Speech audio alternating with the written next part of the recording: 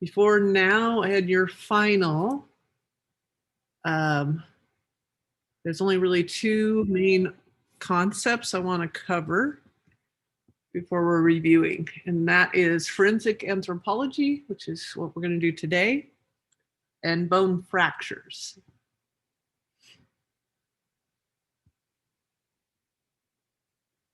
There's Maggie and Kaya.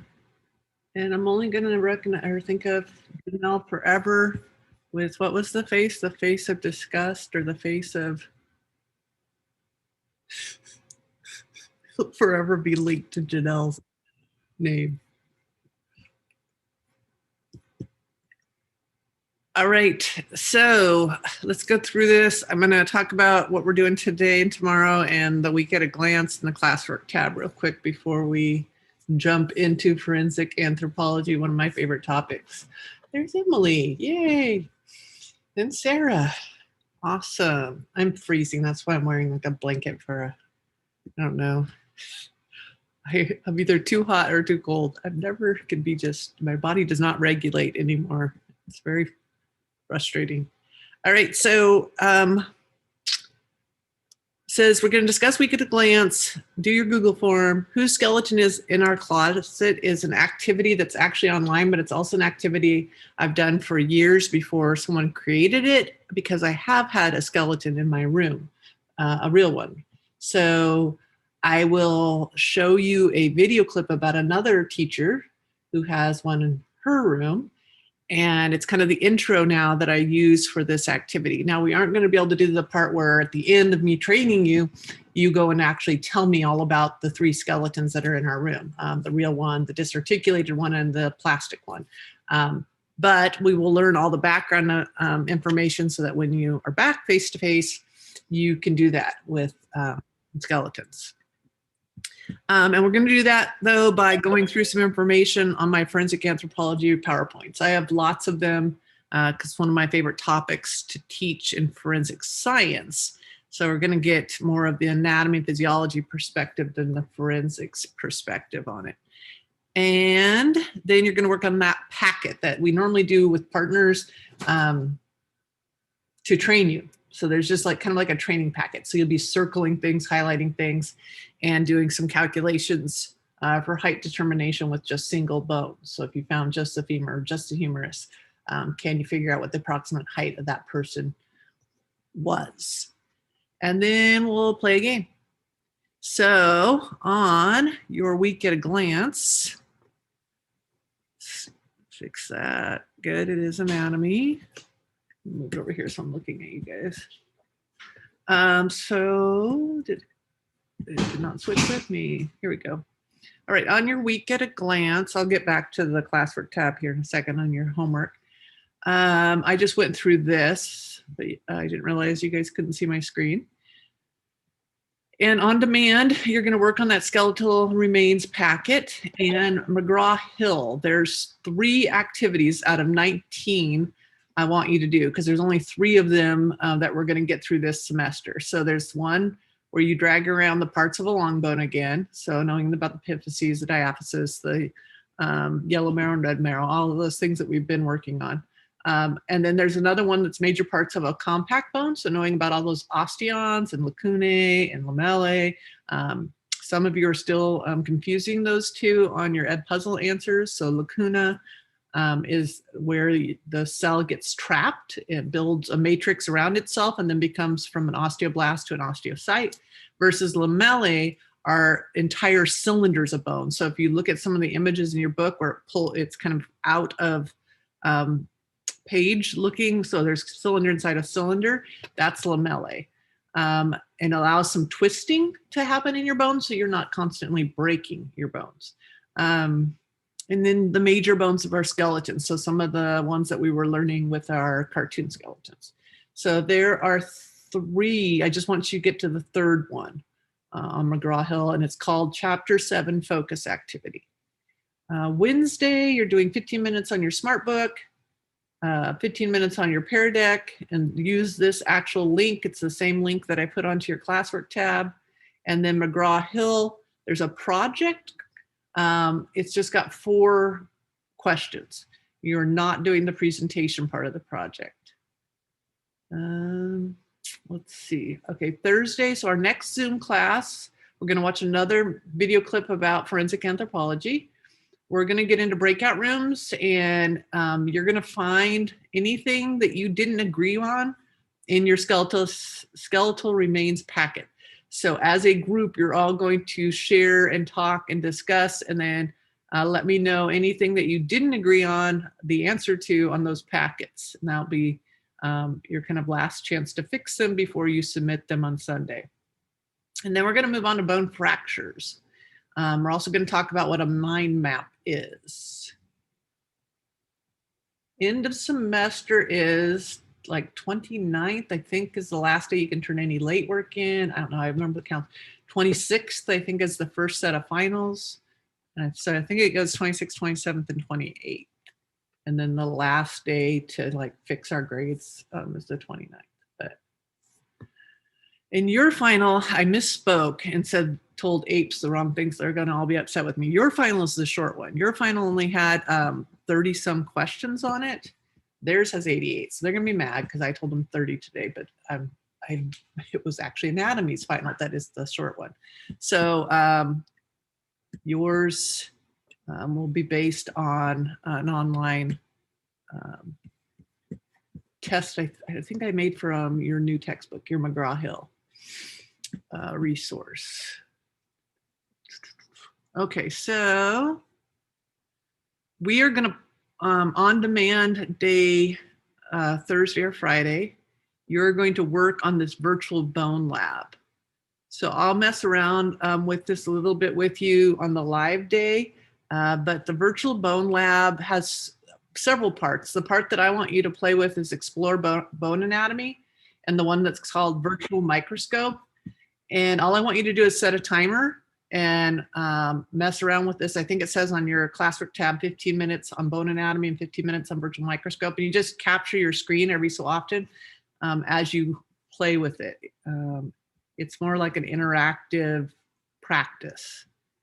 See, I think, except for you could cut, because I was messing with it. It had a saw and a scalpel and things like that. Anyways, it's brand new. I just found it. So I just want you to kind of mess with it and see what you, how you can use it. It's also got actual microscope images since we can't use our microscopes right now. So you can click on slides and look at the osteons and real images for microscopic anatomy. All right, so let's do this. We're gonna do the video intro to our main topic this week, which is down here under learning targets. And it's number 3, explore how bones give indicators of a lot of different things. So biological sex, race, age, ethnicity, trauma, how you even used your body during life. There's all sorts of things that you can learn from your bones. And so this, is our intro to this. This just came out a couple years ago, I think. Yeah, 2 years ago. Like I said, I've been doing this lab a while because I have a real skeleton as well in my room, in our room. And I've always been curious and really wish someone would do a senior project on it, like what these people are doing in this newscast.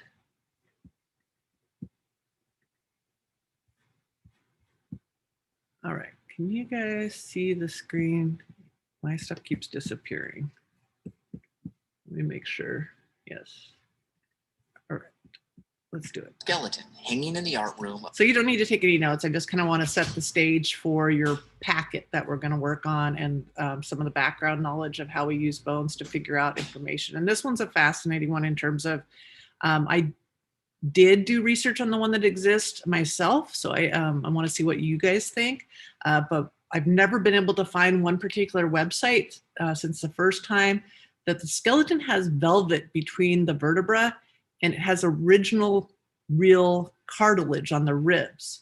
And that is unique to a certain time period.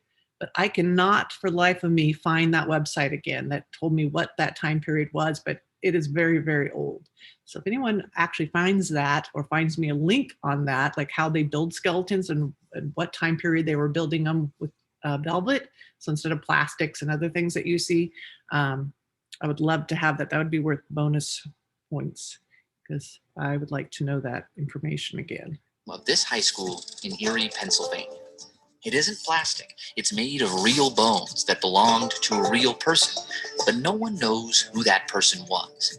Not the art teacher, Mrs. Leisure. I have no idea where he came from. It could have been here for 100 years. Not the principal, Mr. Vieira. The lore is it came from the Ganges. We consistently hear that it's male based on the bone structure. And not my friend Alyssa Nadworny. She went to school here, and now she works with me at NPR. When I found out my school had a human skeleton, I wanted to find out everything I could about it. So here at Skunk Bear, we decided to see what science could tell us about these bones. On TV, they always start with one thing. Her DNA. DNA sample? DNA. So we took the skeleton to a DNA expert at the Smithsonian's National Museum of Natural History, Dr. Logan Kistler, and asked, can you get DNA from an old skeleton? It's probably going to take 4 to 6 weeks of lab work and analysis. Might cost up to about $5,000. Okay, so no DNA analysis. We needed to find someone who could tell us something by just looking at the bones. So we went back to Erie, to Mercyhurst University, where we met Dennis Dirkmaat. He reads bones for a living, working with law enforcement to identify remains associated with crimes. There's a lot of information to be told from the skeleton. He called in some colleagues to measure every inch of our skeleton.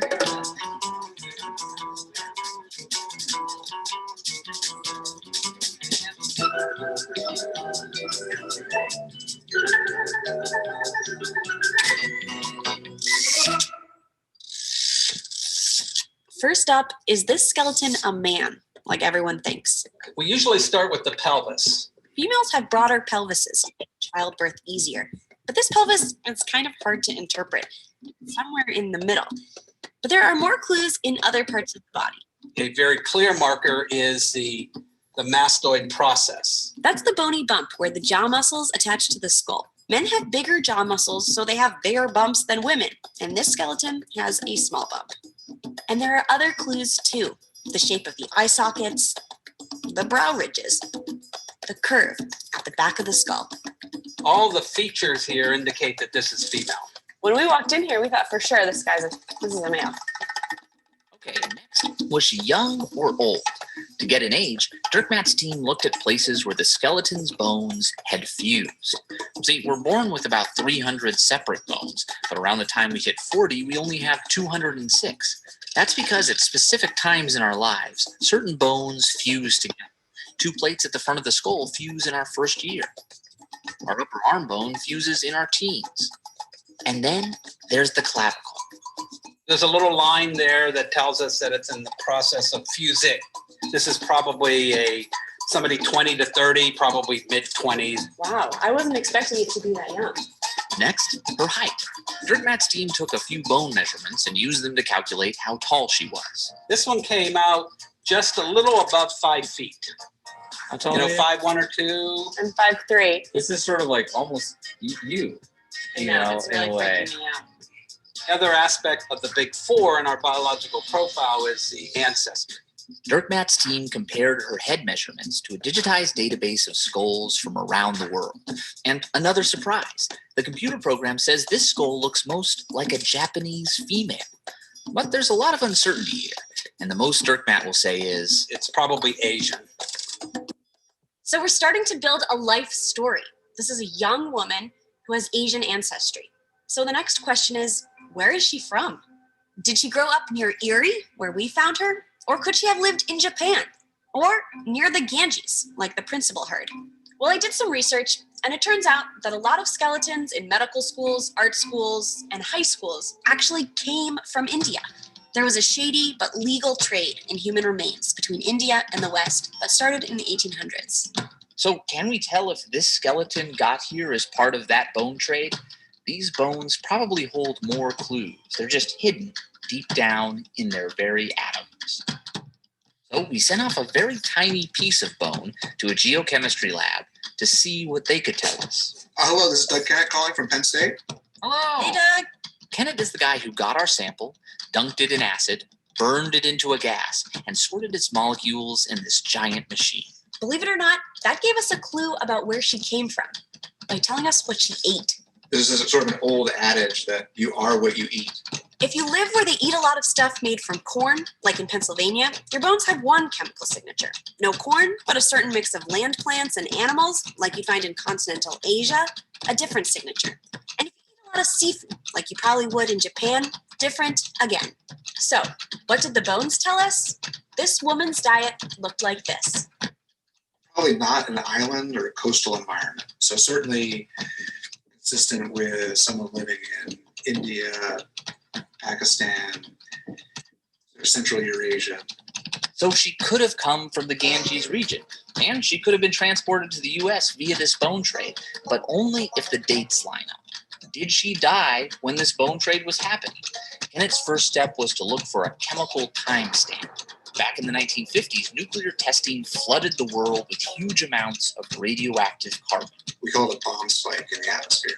And anyone who lived through it or was born after it has lots of that radiocarbon in their bones. But in our sample, Kennett didn't find this marker. So we can say definitively that this person did not live after 1955. But he was able to read more subtle markers to figure out when she did live. The most likely interval that this individual lived was between 1875 and 1920. So it kind of fits right in that timeline that these skeletons will be coming to the US. And it's so weird to think that like at the beginning of this process, it was basically a pile of bones on a string. And then the more you learn about it, it becomes this real person. All this new information just underlines a bunch of really tricky questions. Should skeletons like these be used in classrooms at all? And if not, how should we lay them to rest? No lab test can tell us what any of these people believed in or what they would have wanted. Right. So that's what our activity is about as well, is looking at what can we figure out about this skeleton that's been in our closet. And the one person that I know originally was the anatomy teacher, as well, retired. He went and worked for the district office now for 10 or 15 years and then retired. And he knows very little. I mean, he knows some real basics about time at death and about the donation to the school. But as far as all those other things that they were analyzing, those are kind of the things that I would love confirmation on, that we work out ourselves every year. And I like to see what your evidence is for those things on ours. And the skeleton's getting very, very brittle. So I just really wish I'd figure out some way to preserve it. Anyways, skeleton is in our closet. If you go to, let's see, we're doing whiteboard work first. So grab your whiteboards. Pull those up, and we're going to go through, well, how can we look at different things to figure out male or female, height, age, and possible ancestry. So those are the things we're going to talk about today, and then kind of practice using your whiteboards, and then we will get into the packet, and I'll show you a little bit of what to be careful about finishing the packet, because some of you just see a chart, but there's actually things you're doing with the charts. I was just looking at some beautiful drawings. All right, let's do this. Where did I put your guys'? I put it on the week at a glance. So let me go grab that.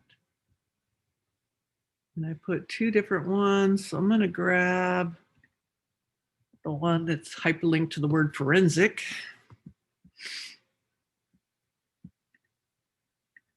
I linked two different ones. One that's hyperlinked to forensics, one that's hyperlinked to anthropology. This is the one that says the tales that bones tell. Make sure you guys can see my screen because it keeps moving. I'll monitor. Sorry, it moved again. I'm going to monitor my chat if you have any questions. I'm also going to try to monitor my whiteboard. So I'll be stopping it to ask questions and what you think. Like I will be showing you images of skulls and pelvises, and you are going to tell me whether you think it is male or female based on the things that we're going over. All right, so doesn't let me do full screen. Sorry, I'm frustrated by technology. All right, so what's the main idea here? We're going to be looking at skeletal remains to figure out information. Usually if it's forensic, it involves some sort of legal investigation for identification purposes.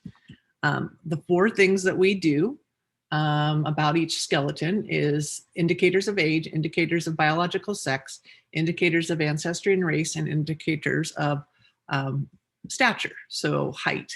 Not so much, I don't do much with weight. All right, so approximate age.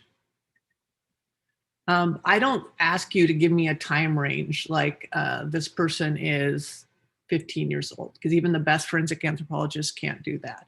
But I do ask you to tell me, do you think this skeleton is young, adult, or elderly?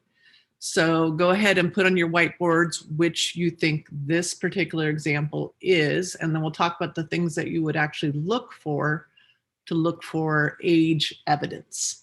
So what do you guys think on your whiteboard? Young, adult, or elderly? And can you see this? No, you cannot. There. It just keeps moving, you guys, today. I don't know what's going on.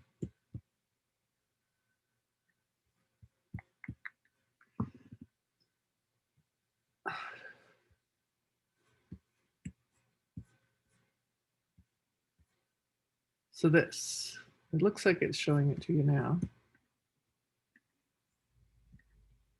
I don't like not being able to see your faces at the same time as I'm doing this. So young, adult, or elderly, what do you guys think?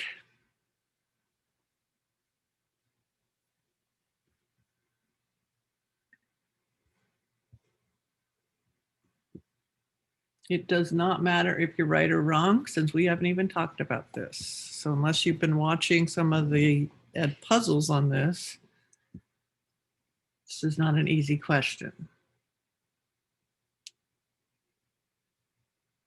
Okay, I see a few of you. So just so you guys know, I can see what Claire, these people are writing.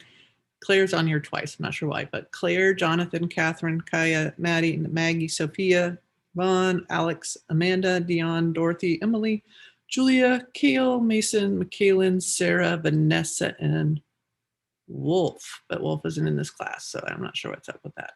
Neither is Catherine. So they are leftovers apparently from my last class. The answer is this is a child. And obviously that's really hard to see without any ruler there or ability to measure it. But the point of this one is don't think that the darker color or the shape or the condition of something necessarily means age of something. So the part of this that's going to give the indicator for the younger age is the size of this cranium. When we talk about, so we're going to start with talking about specific bones second semester, and we'll talk about the cranial bones versus the facial bones. So when we're talking about cranium, I always think of this is the helmet part, right? Around here with a lot of your flat bones. So this is large in relationship to your face and your mandible, because we want the brain is going to develop really quickly compared to your teeth. All right. So, and then you can find and compare it to progression of a skull in all sorts of textbooks. So this is your fetal skull. A lot of studies are done, right, to find out if a skull, when they find, there was one just found in somebody's wall recently, whether it's before birth, right, or after birth. So you look for certain features of these fetal skulls versus these younger skulls. And then you can see a skull aging.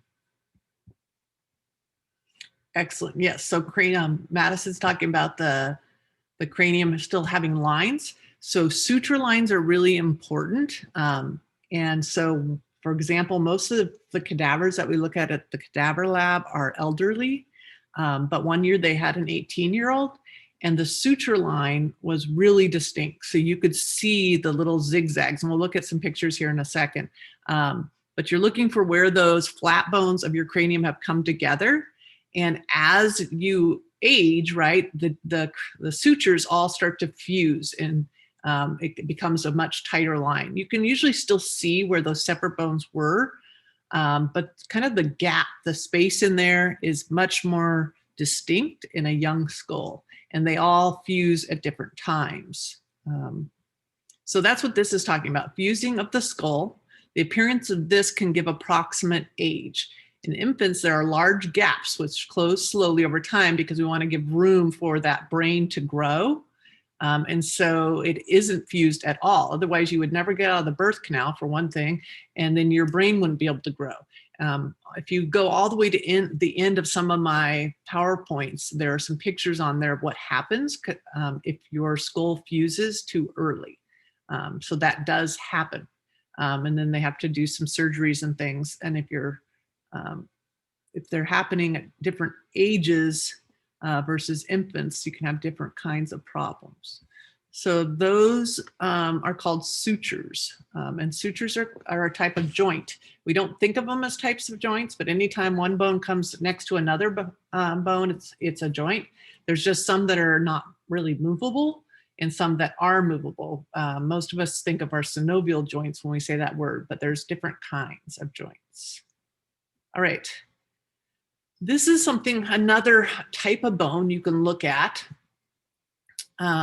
So first of all, it just says name what this bone is. This is a bone that I said I wanted to send you a real one in a bag because the real ones you can see all the bone markings on. Plastic ones, not so much. When you pour a plastic mold, you lose all these cool features of where things touched, where a bone touched against a bone or a ligament or a tendon or something attached. All of those are really distinct in real animal bones or real human bones versus plastic, unless you buy the really expensive ones, not so much. So what is this bone? What do you guys think? I just want in general, what kind of bone? Mag, you got it. Anybody else? I think Claire got it, but it's tiny. I can barely see your answer. Some of you guys have a text size of like 4. Okay, maybe 6, but it's hard to see. And those of you that maybe are in sports med, I don't know where you guys are at and which unit you're in. Does anyone, the people who guessed correctly, which is vertebra or vertebrae. When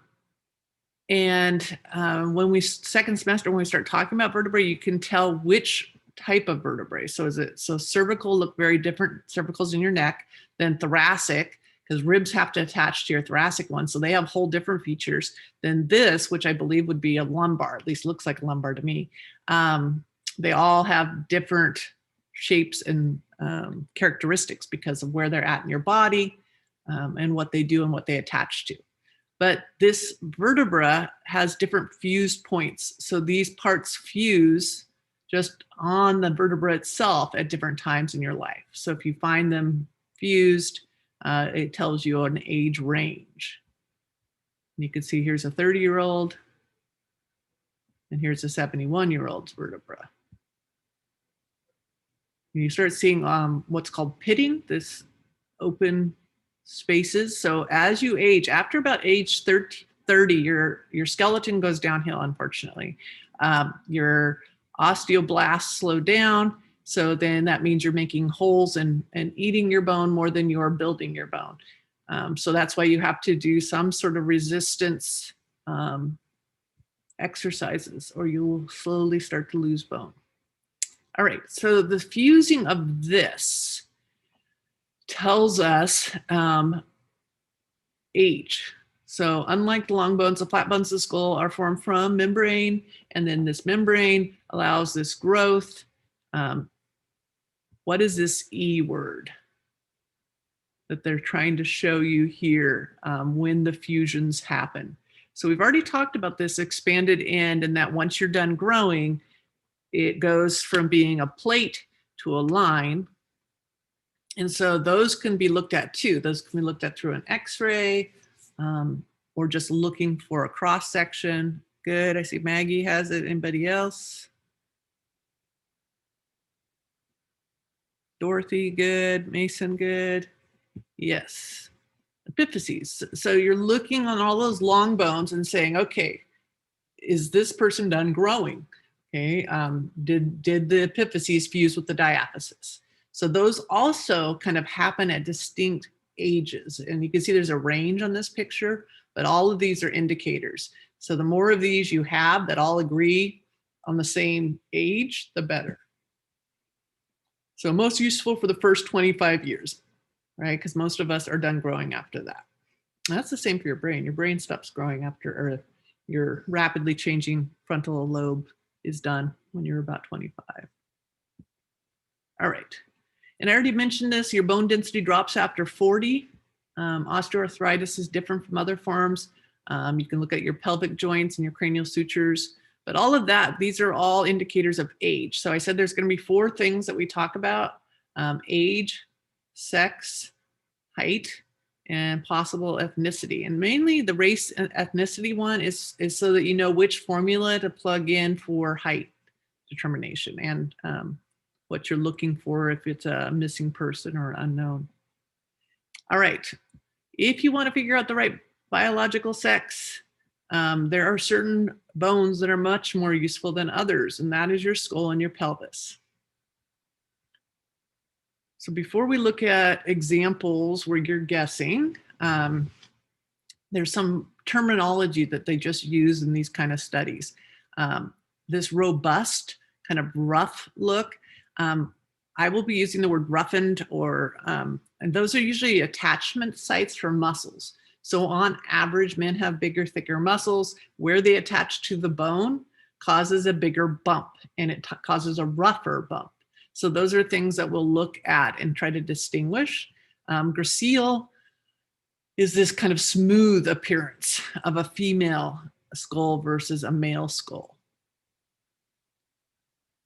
You can also look at shapes, so a more square chin versus a rounded chin. And they briefly showed it on the video, but looking at the shape of the eye orbits as well.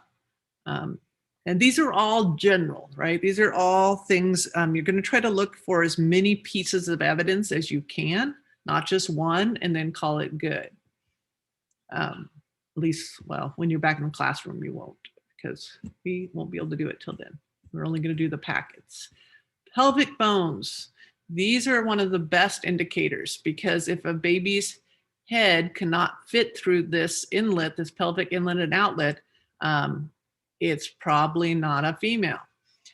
So if you can measure this angle and it's greater than 90 degrees or less than 90 degrees, it's an indicator of a female versus a male.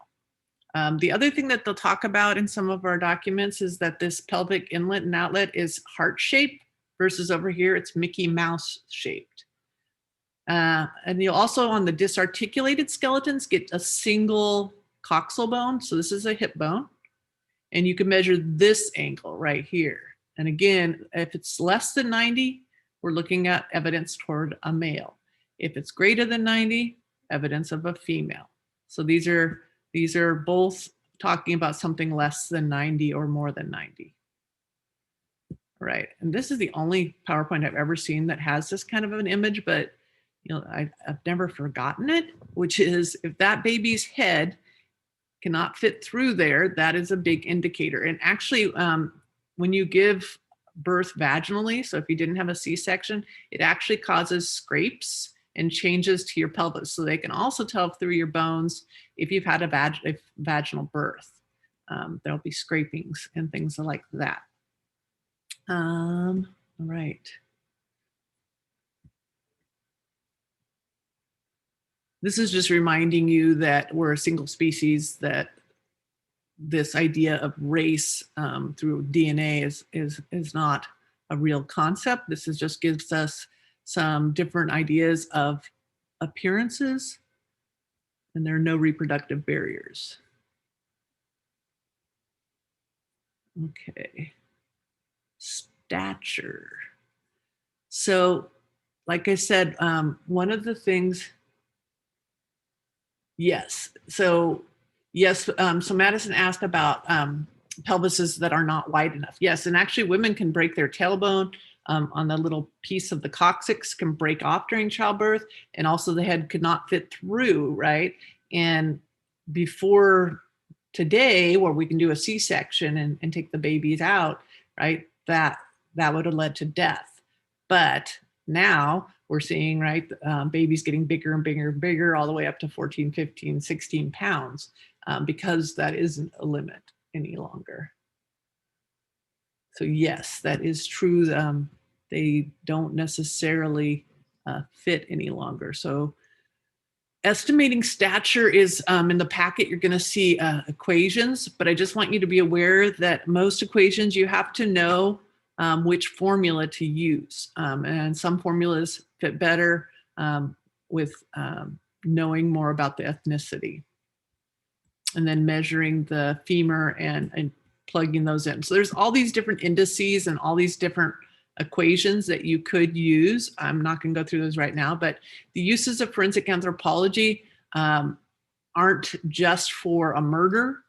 A lot of the time it's for a mass disaster where you have bodies, right? They're unidentified after jet crashes or after any sort of major, what would you call it?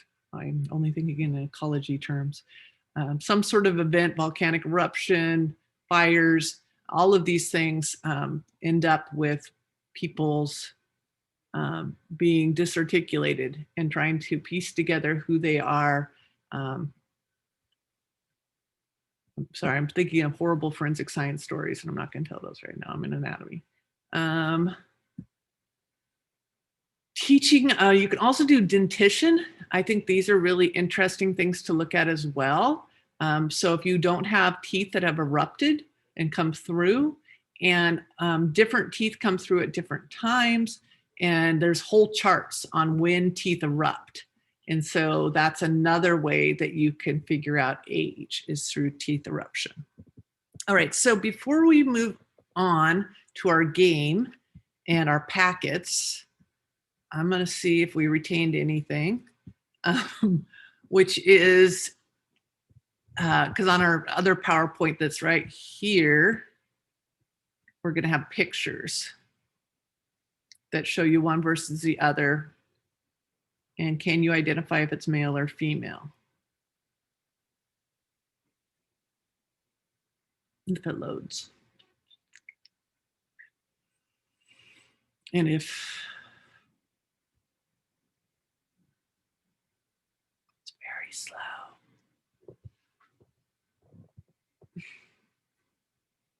It exists, I swear. Okay. This is just telling you what skeletons can tell you. Let's get to, we'll come back to this stuff later. I want the pictures, male versus female. Okay, I think this is one of them. No, it is not. All right, we'll come back to this later. I'm not finding the ones I wanted. But all right, we're going to get into the packet. This looks like it was taken from your packet. We're going to look for these charts, and then we're going to practice looking at one skull versus another skull. And you're just circling or highlighting. Which does this skull have? Does it have a rounded chin or a square chin? Which one does this skull have? And you're going to go through all of these pieces of evidence and then decide, is this male or is this female? So if you guys could go back to your stream page or your classwork tab, either one, and you are going to click on this analysis of skeletal remains.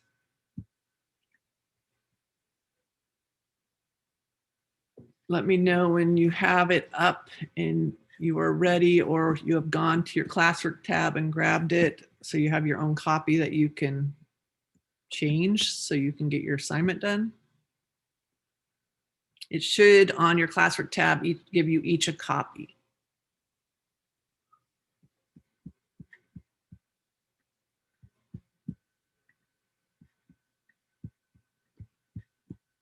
So put a thumbs up or something. I cannot, it just keeps moving, you guys, so I can't see your faces anymore. So I can only see what you tell me on chat or your work. There you are. Oh, you're behind my other screen.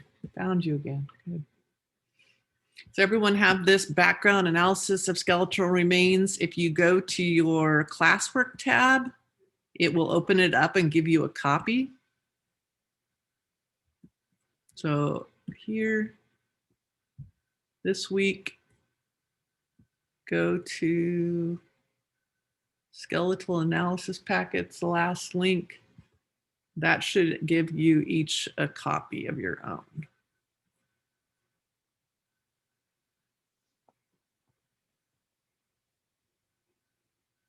So like I said, this is our training packet, and then we usually do 3 real skeletons. We're just going to do the training packet this year until we're face to face. This reviews everything I just talked about in terms of what we can look at on the pelvis to determine biological sex evidence.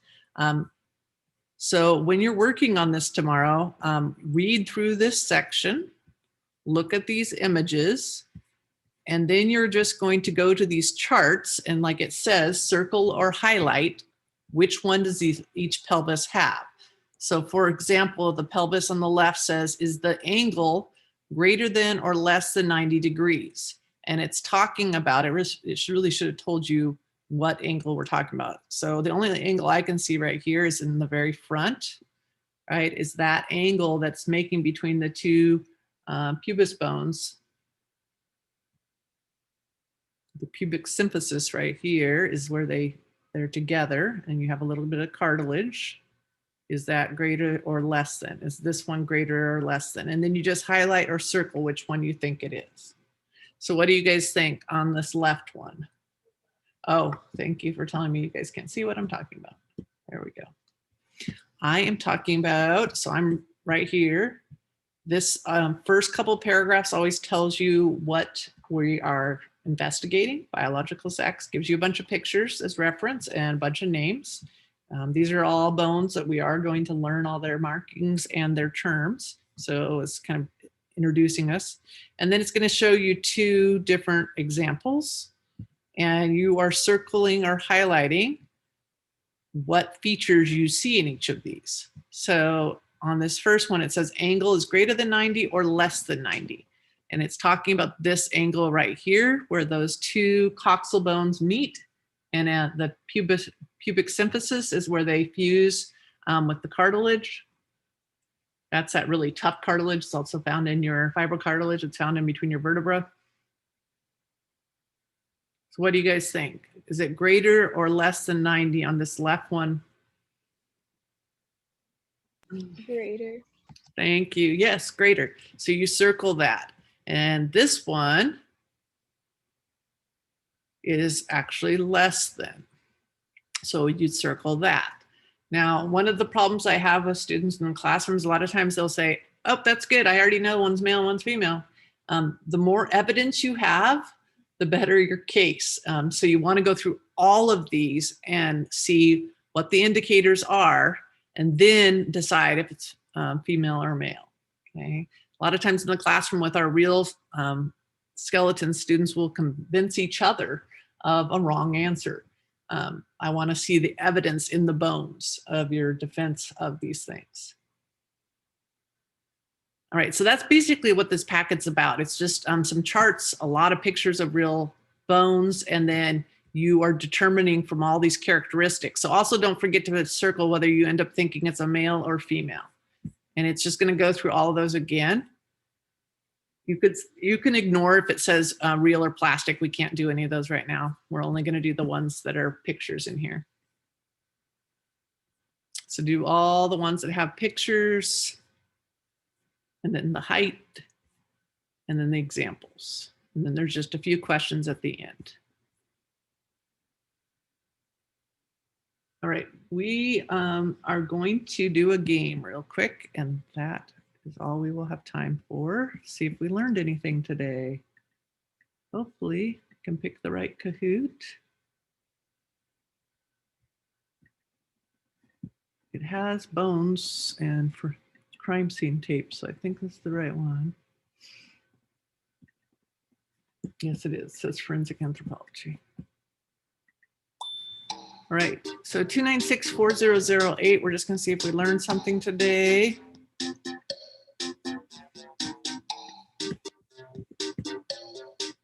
Because I know I went super fast. At least I feel like I went super fast.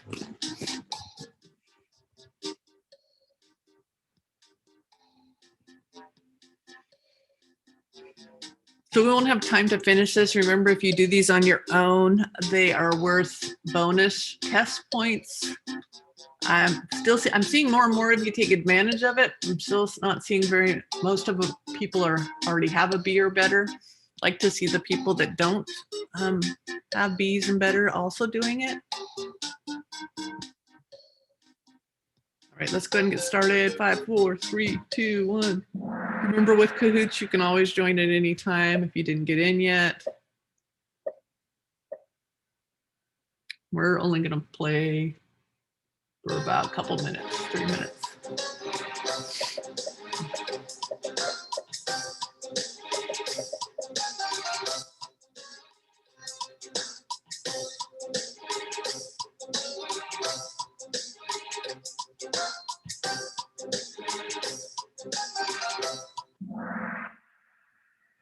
Yes, so coronal means crown, like a princess crown. So the suture that runs from here to here is called the coronal suture. So where they fuse, that is your coronal suture versus your sagittal versus your lambdoidal. These are all ones we're going to learn when we learn or talk about the skull. Why does it keep doing this to me?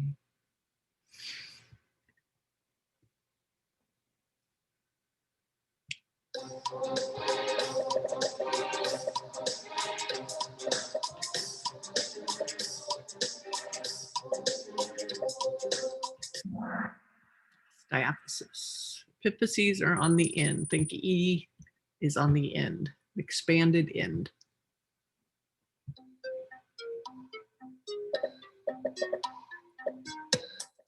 The only bones you'll have to know for your final are the ones that we used in our cartoon skeletons. Second semester, we're going to get into all the others and the details of how to know what bone markings are on these and why they're there.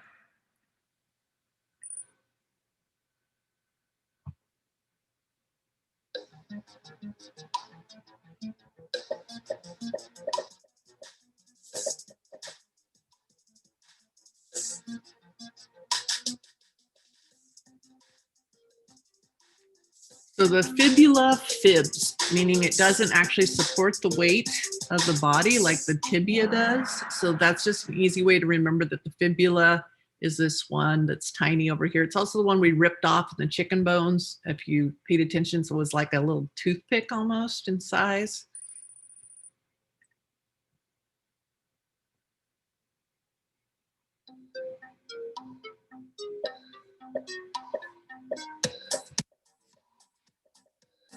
Right, this one is going to be for the win. We are out of time already.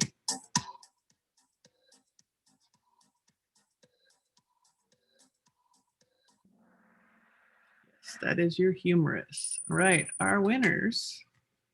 Nice, are Alex, Maggie, Yvonne, Maddie, and Dorothy. I will hang out and answer any questions people have about the week at a glance or whatever's due for the week or finals, anything like that. Let me know. Otherwise, I will see you all in a couple days.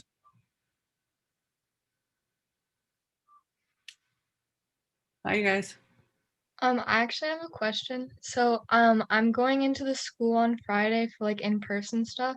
Mhm. And I know that you're like working from home and stuff. So, do you know how that would look like? The in-person stuff, I think they Mhm. just have you assigned to someone. They have a big chart and then all these people are assigned to certain students, and then they have you, they monitor you and help you in terms of supervision. I send them information like what I want you to work on. Okay. That's there's only one other student I think that's been in person I know of. Yeah, I just have like the 504 plan, so they're letting me come in just because I have that. So Yeah, that's what I've seen. So there's been kids in the, when I go in, there's kids in the library, there's kids in the cafeteria, and some kids, because I got yelled at with a, well, not really, I got a sign left for me to not turn off computers in the computer lab that's right next to my room. So people I know are in there too. okay. Thank you. Forgot to talk about this. I have a question about my flip book from last week. Yes. So I got like 5% on it, and I don't know if that's like a mistake or something. It's probably a mistake because I think it didn't save or something, because I've heard from several of you now. Okay. Did you check again? Because the two people I checked on, it was like it was not graded yet and sent you guys a notice. Let me check. So Yeah, and then I just did my flip grid over again because I noticed I didn't explain like the captions on it, so I did that as well. So you on Flipgrid, you have like a video? Yeah, I do. Yeah. Yeah. So Yeah, that looks like a typo, because a 1 means that you got extra credit because you had a face on your little screen. What's this avatar thing? Okay. Yeah. 1 is not a usual score for me to give, so. Yeah, I was so confused. And then also, I did my ed puzzles from the last 2 weeks, I guess. And I was just wondering if you could change my grade for that too. So there's some late ed puzzles. Did you do extra? Yeah, well, what I did is I realized that I got some wrong, and then I did 2 new ones. Oh, okay. So I was going to go for last week as well. Because I see a 35 out of 50 that was this Sunday, and then I see a 30 out of 30 from last. I don't see anything missing. Wait, no, I see a 20 out of 30. Okay, so yes, the last 2 weeks is what I need to check. It looks like. And if I need to do any more, just let me know. Okay, yeah, I'll go fix that right now, and I'll go look for that flip grid. All right, thank you. Uh-huh.